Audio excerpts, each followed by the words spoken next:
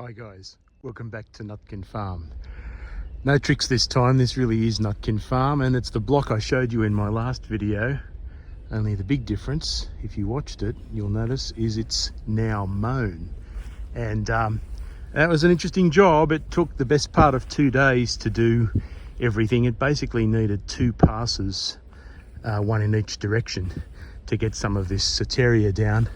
And even then it wasn't all that straightforward, and you can see areas where I went for a slide on some soil.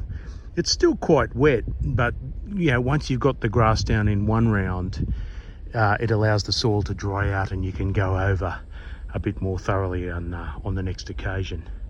So job done. Unfortunately the mower developed a bit of a problem, broke a pulley and managed to damage one of the spindles, and so I am unable to mow, despite this beautiful mowing weather, until Thursday by the looks. That's 2 days from when I'm filming here now, in December 2021.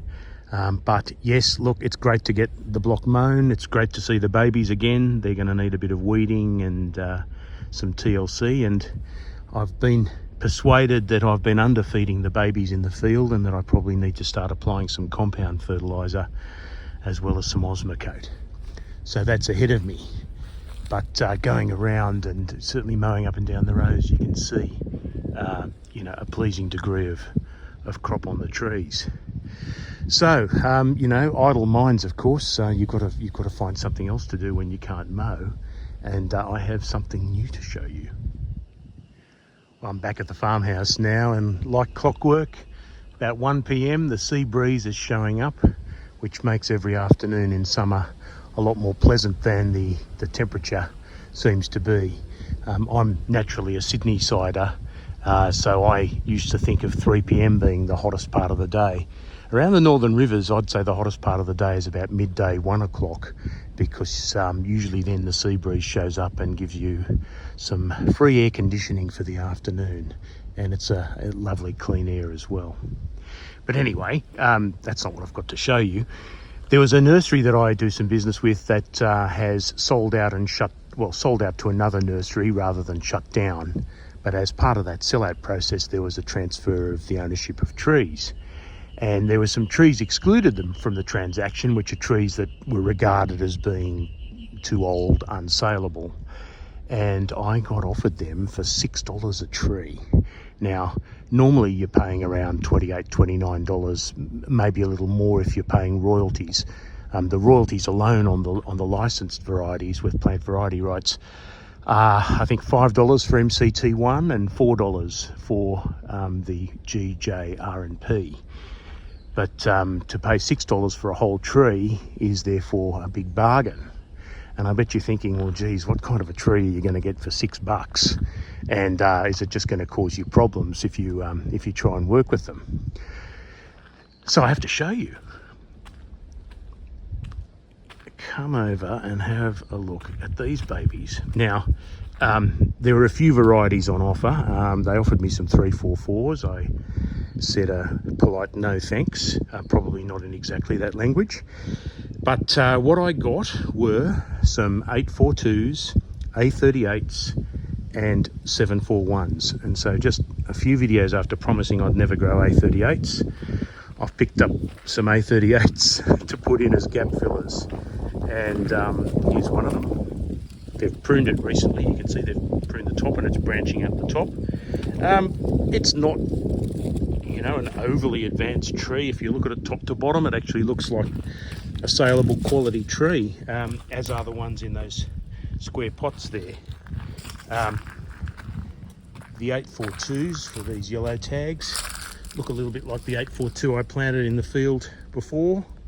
842 is a descendant of 246. It becomes a big tree eventually, but is quite sort of dense when it's young. Well-liked variety in Queensland, not grown so much in New South Wales, but nice and reliable. My agronomist likes it. And in fact, the one my agronomist recommends most of all, which I've always ignored, is the 741. Now, these are huge. This is a good, that's up to my chest, so I'm saying a good 4 feet tall. Now, it's been in the pot too long. There's no doubt about that. And in fact, there's a 741 over here with a tag saying, I think it says June 2019 something on it. So if it's been in a pot since then, that's way too long. Normally it might be in a pot for about a year at most. But yeah, big, thick trunks. I had these laying down in the ute as I took them home, and I didn't lose a single bit of potting mix out of the bag. That's how root bound this thing is going to be. The reason I thought, well, look, if I'm buying $6 trees, and I had that choice of varieties, I said, look, give me some 741s. They're early dropping, so I'll put them in as gap fillers in my early dropping blocks. They're very, very closely related to the 660s I have in there. In fact, genetically, they're so similar, they're not even much use for cross-pollinating with 660s. That's how close they are. But 741s actually can self-pollinate, but they make smallish nuts when they do. And in fact, they make smallish nuts generally. All the self-pollinating varieties seem to be able to make their own nuts, only they're small ones. The tree itself, very vigorous. In fact, you know, it's almost a disadvantage. The 741 is so vigorous, and it has an upright habit. It likes to reach for the stars. In fact, it's already doing that in the pot. So that's a little snapshot of these 30 odd trees that I've got as gap fillers. I had to move quickly because others were snapping them up. So I just took a guess at how many gaps I had. I might have bought too many, but we'll see in the end how many gaps I can find and plug them in. Now, they might survive well, they might not. You know, at $6 a tree, it's not a great loss when you're just filling in gaps. I know they don't do as well as trees that, you know, aren't root bound and are in perfect condition for planting. On the other hand, I have gaps in rows, you know, and the fertiliser trucks spread fertiliser on empty grass. You know, you might as well have that space being filled by something that might produce a crop down the road. With these 741s and 842s, you'd be waiting a fair while. The A38s, you'd be waiting about 4 or 5 years before they turn in some nuts. But gosh, you know, get them in the ground, it's going to be better than having plain grass, which will never give you a macadamia nut.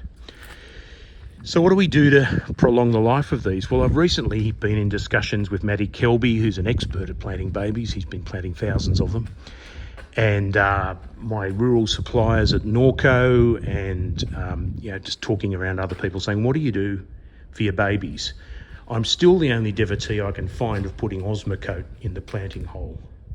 I went and found some Osmocote Exact, and luckily Norco had some before the prices went feral, and so they still sold it to me at their previous price, which was great. It was about $200 for a 25 kilo bag, and that is the 12 to 14 month Osmocote Exact. You put it in the planting hole and it will deliver delayed release nutrition for 12 to 14 months. Now, I don't expect more than a year out of it, because the 12 to 14 months is measured at temperatures of 21 degrees Celsius. That's sort of soil temperature.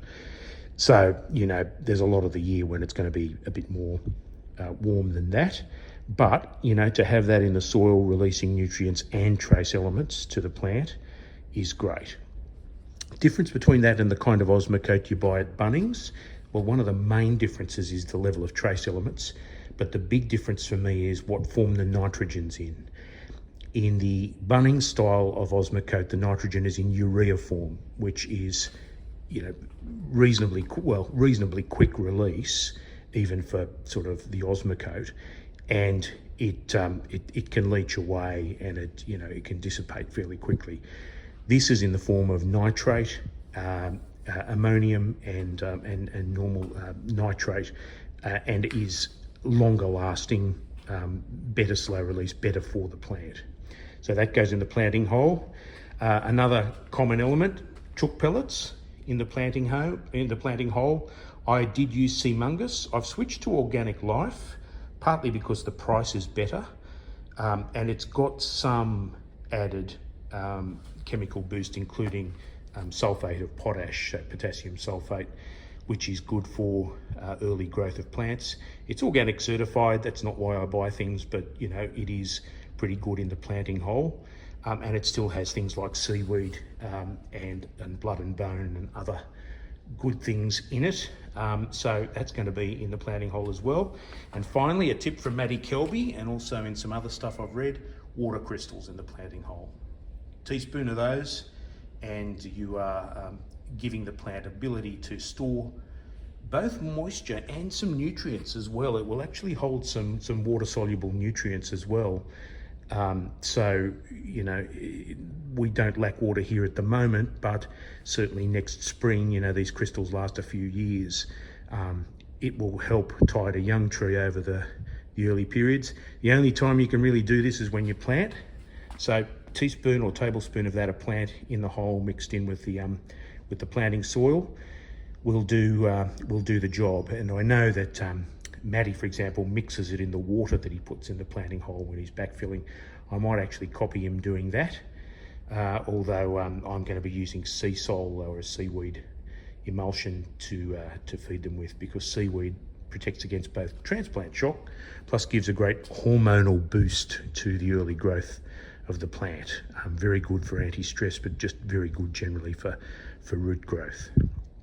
So there's a project I can do when I can't mow. Unfortunately, some of the areas where I'll be doing gap fillers are completely covered in grass, so I'm going to have to get out there and hack away, probably manually, to find those gaps and put these trees in while I can.